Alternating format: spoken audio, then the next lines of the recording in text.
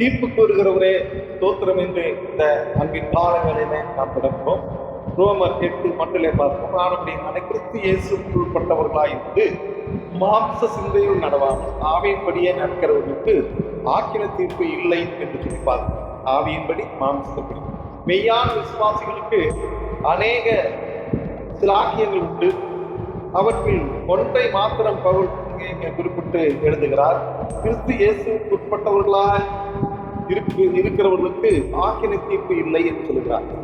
இயேசுவோடு வாழக்கூடிய நபர்களுக்கு எந்த தண்டனை, அதாவது மரணத்தின் பின்னாடி நித்திய ஆக்கினை இல்லை என்பதை அவர் சொல்லுகிறார். தன்னுடைய இருதயத்தில் நன்மைக்கும் தீமைக்கும் போராட்டம் நடைபெற்றுக் கொண்டே இருக்கும் என்று சொல்லுகிறார். போராட்டத்தில் வெற்றி தோல்வி உண்டு. வெற்றி பெறுகிறவர்கள் ஆவியிலே ஜீவிக்கிறார்கள், மிகுந்த சந்தோஷப்படுகிறார்கள்.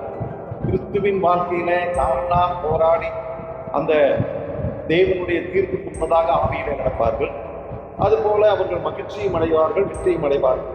நாம் நம்முடைய ஜீவியத்தில் மாம்ச சந்தோஷத்தை அகற்றி ஆவியின் சந்தோஷத்தை அனுபவித்துள்ளாயிருந்து இயேசுவின் சித்தத்தை செய்ய எப்பொழுதும் ஆயத்தமாயிருப்போம்.